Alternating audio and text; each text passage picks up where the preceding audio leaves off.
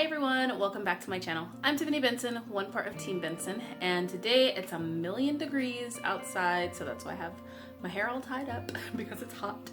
But I wanted to give you guys a little bit of an update on just what I have going on, what I'm doing with all these tomatoes, and also I had a massive headache today, guys, so I wanted to give you guys a step-by-step of kind of what I did to help cease that.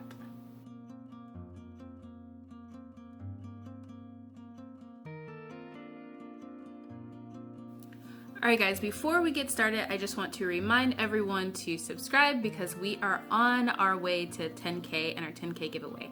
So don't forget to subscribe to the channel and also go over to IG and follow our sponsor, Mighty Crop. They're a sponsor for our 10K giveaway, which will be giving away a 4-pack of Mighty Crop, a $50 gift card, and one of these nice little seed organizers. This one's mine, so I have all my seeds in it, but yes, we will be giving all of that away to one of our subscribers. And for every comment that you guys leave on any of our videos, you will have an entry into the giveaway. So let's talk about what happened today, because I gave myself a massive headache, not on purpose, but yes, it was a mess. Pretty much what happened was that I went to go meet one of my clients today and they gave me a caramel frappuccino, and I was like, yes, that is very tasty. Now, I do not eat a lot of sugar when it comes to my diet, and we don't eat a lot of processed things as well. But I was excited. I was like, oh, thank you for the caramel frappuccino. And I drank the entire venti thing, which I should have never, ever done. And then on top of that, I also had my morning fruit, which I had kiwi and bananas. And then I also tried this beef jerky that I got at the farmer's market that was a sweet jerky. And so basically, I gave myself this massive sugar headache, and it basically just really shot up my blood sugar, since my body isn't used to processing that much sugar. Even with the toast in breakfast, it still was still was sugar coming into my body when I combined all those different things, especially that coffee. So some of my symptoms that I got were I had a massive headache, which is how I knew that my sugar was too high. And then I also started getting chills. So my body was really getting like chills where I was almost shivering. And so that meant too that I was starting to get like a couple of other things going on with my stomach. And my stomach just felt like it was like gonna die. So what did I do to fix that? Because the one thing that we do not do in this house is rush to take things like Tylenol, because Tylenol or Motrin or ibuprofen or any of those things don't actually solve the problem. They just actually put a band-aid on the situation. Which also, a lot of natural herbs will somewhat they'll mainly put a band-aid on the situation. They'll have a little bit better chance of kind of solving the product or problems because they have things in them that help the body than if you were just going to take something chemical based. But you also want to look at the root issue. So I just started wearing my little head wrap to kind of like keep my hair up. And I'm trying to decide if I want it on the side, on the front, or in the back. So you guys will have to tell me what you think about this little situation going on. So now, I knew that my blood sugar was too high. So one of the first things that I wanted to do was to try and dilute a lot of the sugar in my bloodstream, which means drink a ton of water. And then also the major place where your body absorbs the water in order to be able to put that in your bloodstream is going to be your intestines. So that means something high fiber.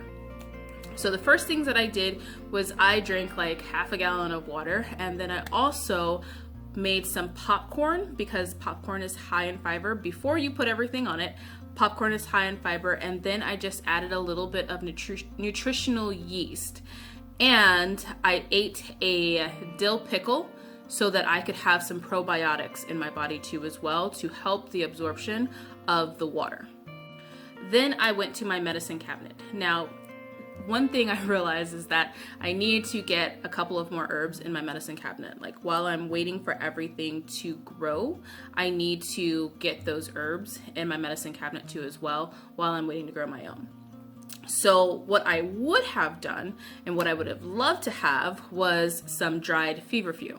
But I do not have dried feverfew. In fact, my feverfew plant is only like that big currently, so I couldn't take any leaves from it. So instead, I used what I did have and made a little mixture. I have mint, and then I also had rosemary. And I made just a little 1-to-1 tea and use that in order to help kind of like with the inflammation and to calm down like my head from hurting so bad, and to just help my body be able to not be inflamed overall. The other thing I did with having the shivers is I went outside in the backyard in my garden and I just sat there for a little bit in the hot Arizona sun. Now I was shivering so bad that I actually went outside and wasn't sweating at all. Like I was just like absorbing all of the heat. But the vitamin D in the sun and letting the sun naturally warm your body does a lot for you to be able to, once again, help with the inflammation and absorb basically the water, which is what you really, really needed. So between those things, in about an hour, I was able to calm down my massive headache and not feel like I was going to die, and now I feel completely normal again. Outside of being super hot because I spent a lot of time outside, hence why the hair is up. Now, if this happened at night, I would have reached for lemon balm and catnip. And for me personally, since lemon balm really does help me sleep a lot better and catnip does make me sweat a little bit, I would have made a 2-to-1 ratio of the lemon balm and catnip. But both of those would have helped. But since I'm in the middle of my day and I did not have time to be passed out joyfully sleeping, I reached for the mint and rosemary. So I just wanted to give you guys just a little idea of kind of like how I solve problems, because I know that a lot of you guys have asked me questions like, okay, well, what do I use? How much do I use? And, you know, how to do that. Now, when I say that I used a 1-to-1 or 2-to-1, it was only like a teaspoonful. So just enough to maybe feel like a little tea bag in order to make that. As long as you have even amounts, then you're doing well. I didn't want to grab like a whole handful and put into a cup, just about a teaspoon of each in order just to kind of help my body be able to not get inflamed with the giant sugar rush that I gave it. All right, guys, so I moved it to the front so you guys can tell me if you like the front better. Now, I am in the midst of preserving a lot of different things. Now, I have all of my tomatoes again, which I did not cut down the tomato bush, guys, tomato tree at this point. And now I have some more ripe tomatoes on it. So I'm gonna be pulling those because it does have to come down. It's super dead, but it did ripen up pretty much the last bit of all of the cherry tomatoes on there. So I'm gonna be picking that pretty soon. But I have these cherry tomatoes that I'm just making sure get their full ripeness. So I just have them laid out. And then the same thing with these green ones. I have a couple of them that are starting to turn red too as well. And then I have those tomatoes over there. Those ones are the beefsteak tomatoes. Now I'm going to be putting all of these in the freezer just for some quick and easy like stews and spaghetti sauces and all of that, instead of going through the process of canning them and all those different things, because I do have some canned. I'm just gonna stick these in the freezer because sometimes it's just a lot easier just to take everything out of the freezer if I'm putting it in certain dishes than to already have it like cooked and stewed. Now the other thing I want to tell you guys is that I saw from one of our Instagram followers that you can freeze bananas. Now I want to be able to make some bread, but I just don't have the energy to make bread right now. So I am also going to freeze those bananas as well, just because we didn't eat them in time. Now, I eat, especially more so me than Mr. Vincent, fresh fruit every single morning.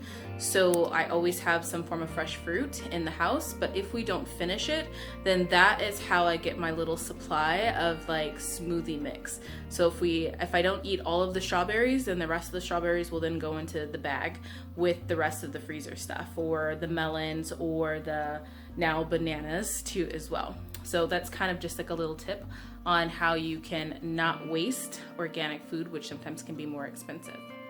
Now guys, the next thing that I'm doing is I am going through my seed supply because I am going to be starting some seeds.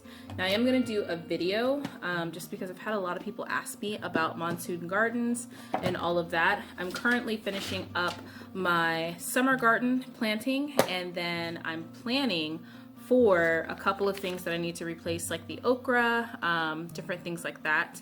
I think maybe 1 or 2 melons.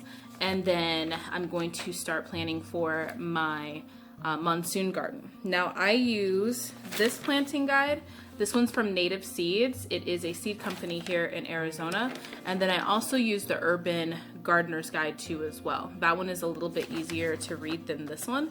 So I use the both of those to kind of decide which one I'm going to use. I do have the Urban Farmers one linked down below, so you guys can go ahead and get that one. And then this one is just nativeseeds.org. I'll link that one down below too as well.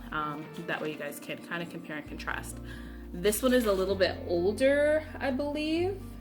They just updated the Urban Farmers one. So if you're in Zone 9B, and especially if you're in Arizona in the low desert, this one's going to be a great way for you guys to kind of decide what you should be planting. So I'm going to do a whole video on that. Monsoon garden is our June gardening season, so we will talk about that. And yeah, look forward for that. So let's go outside really quickly because there's a couple of things, guys, I want to show you that is going to be new outside in my garden. All right, guys, the garden's a mess today, but I've decided I'm going to be adding a bunch of flowers to the stackables. So I already have these ones on, and they are taking the heat really, really well. I don't have them covered or anything like that. Same thing with those back there. These are the ones you see planted on all the landscapes in Arizona. So I have a bunch of those. They are called, for those of you guys that are looking for it, this. And I'm going to be planting those to kind of help bring in some bees into the garden. Also, they did not have my fish fertilizer that I use, so I had to get this one. Have you guys ever tried it? If you have, let me know what you think. I like the Alaskan one, and I could not find that anywhere, so I think I'm going to have to order it off of Amazon. Look at this wind, guys. It's so windy out here. It's throwing stuff all over my garden.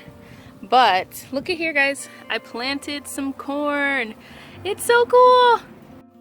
So I hope you guys enjoyed just my little update video, and let me know how do you like my little headscarf, because I'm thinking that maybe it'll get me through the 120 degrees when it's super hot, and me not having to braid my hair every day.